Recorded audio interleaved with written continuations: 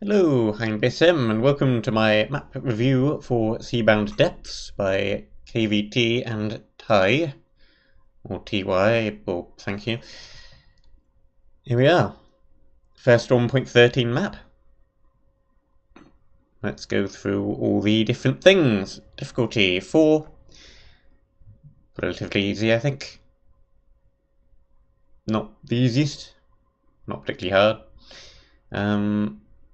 Ignoring the fact I had 71 deaths at the end.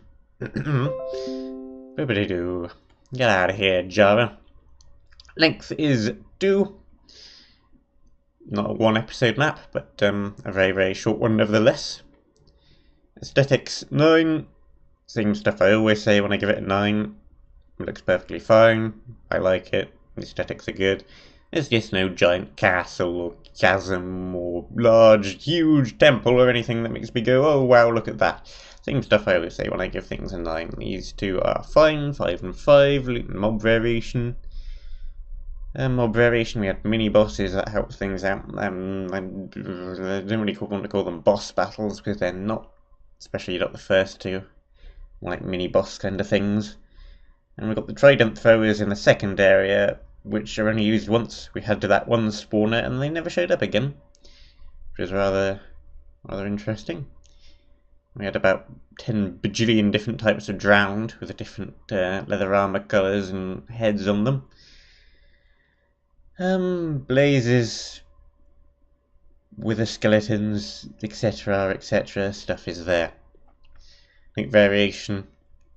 Lots of different types of loot with customer effects. They call them artifacts. We've got some enchantments. We've got modifiers. We've got enough food just about for single player. With this map, they want to put it on realms. I have to think about how things are going to work in multiplayer. I think it might be a little bit stingy if you're playing with multiple people, especially in terms of food. Lighting for the third area should be fine. Second area is alright. Might struggle a bit with the first. Food is going to get rough. But all the custom effects and stuff making this as a 5 anyway. Balance is pretty much fine. Well, the first two mini bosses just kind of fall over. I managed to cheese them both by mistake.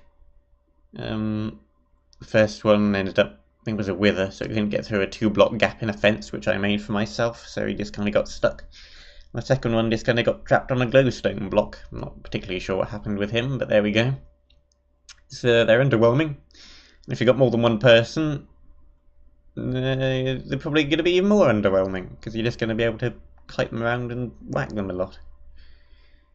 I think there was attack the second one he used, which I didn't get to see. He used his sword throw once. I think he had another attack, which I never saw. Not like the sword throw did too much either, really. Fairness is pretty much perfect up until the end. We've had, then we get the 69 deaths, discounting the first two from the trap, which the trap is fine. It's just my stupid fault for not spotting a silly thing. That's perfectly fair. It's just all the other deaths at the end. Do not set the respawn point inside a boss arena, please. KVT has already commented on my finale video saying, oh, whoops. That's perfectly fine. You can all whoops if you want. But yes, for future reference, anybody watching this, no. Do not set the respawn point with keep inventory false. If a keep inventory is true, then you're probably fine, provided the armor doesn't break and stuff. It's still me. Do not set a respawn point inside of a boss arena. And well, even if the player could just walk out, they might be able not be able to get to the exit. But especially if you're teleporting them back in repeatedly. You could fix that fairly easily. Just detect if a player dies. Then switch off the anti-cheese and I'll let you leave the arena. And then after that, we'll just like detect for a radius. Detect for players in, like, I don't know, how big was the arena? 30 blocks ought to do it? If they're 30 blocks away. teleport them back in. I think this is probably kind of the way that Lord's Realm did things. When you got to near the entrance, you got teleported in. So if you walked out, then you get teleported in. If you get close, then you get teleported in. If you respawn, then you don't get teleported in, and you can re-gear if you like. That would fix all of that perfectly fine. That would make that a 5. This needs to be fixed. I'm sure it will be. He's already said that it will be. I have faith. Area mechanics 5. We've got water mechanics. They've never been seen before in a map. Custom loot with custom enchantments like the sweeping fire and the stuff on the helmet. Grappling hook is, yeah, but it's another thing. Boss battle at the end. Mini bosses throughout. The areas that all play rather differently. I want to expand upon that a bit, I think. The first area is where you've got a small underwater section, and then you've got kind of narrow, twisty passages. The second area is full underwater exploration, so it plays rather differently. And the third area is slightly more open, a large drop, a bit more linear, spiraling around, trying not to fall off ledges, which is 3 very different styles of gameplay there, one for each area. And then at the very end of the third area, we go back to narrow little corridors and rooms again. Kind of bigger rooms than the tomb though, so it still feels a little bit different. Implementation. The first couple of mini bosses are cheesable, unintendedly. Final boss respawn thing. And we've got the grappling hook, which feels a bit like a pointless gimmick, even though it functions perfectly fine. I've got no idea how the grappling hook would ever be particularly helpful, really. By the time of falling off a ledge, it's probably a bit too late to switch to it and use it.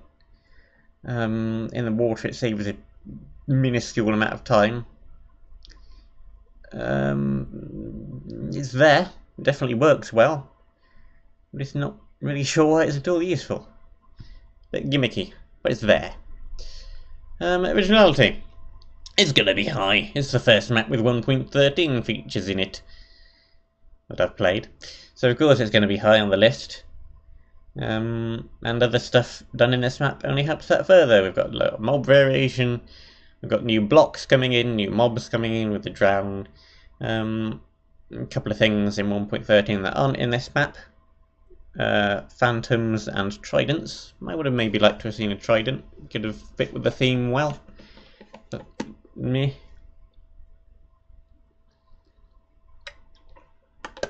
And then we got the good old mini bosses slash boss at the end. It's always still bumping things up. Advancements, still fairly rare. They're becoming quite common now though. Bumping things up. Custom loot, custom enchants, blah blah blah, bumping things up. I've never seen the sweeping fire thing before, in particular. The resistance on being hit isn't particularly a new thing. Kind of had parry in Ragecraft 1, 2, which did the same thing. I think it was 2, not 3. Might have been 3. I think it was 3. Anyway, parry kind of did the same thing. Now you can kind of just do the same thing again with modifiers and not even need the whole parry thing. So that's not particularly new, but the sweeping fire definitely is.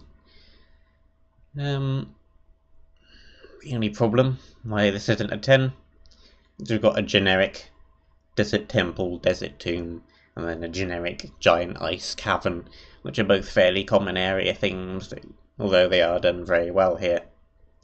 It would be a 9.5 if I did decimal places, which I don't. This gives this a final score of 42, which puts it decidedly in second spot, just above these two. And once the issue with the final boss is sorted out, this gets bumped up to a 5, which I'm pretty sure it will be. Then it's going to be something like up there. It's going to be very close to the top, which I think it deserves to be. These two are fairly similar scores, especially once that hits a 5. Maybe this will go up to a 4 as well, because most of this is that same issue. And that, well, not really. that. Those will both get bumped up a bit. This will be rivaling for the top spot, which, yeah, but also keep in mind this map is much shorter. So Takara had to work for a lot harder and longer length of time to make a longer map to the same level of polish and quality that this shorter map is. Not that I'm disparaging this map in any way, because this map is still very good. Should it be on rounds? Definitely. Possibly throw a tiny bit more food in there. Otherwise, I can't really say why this wouldn't work on rounds. Command block stuff aside, I don't really know how all the command block issues are going with rounds at the moment, but yeah. 42 then. Meaning of life, the universe, and everything. Well, thank you very much for watching. I hope you enjoyed this little review, and I shall see you for the next one. Cheerio. Ta-ta. Toodaloo. Ciao. And other leaving words.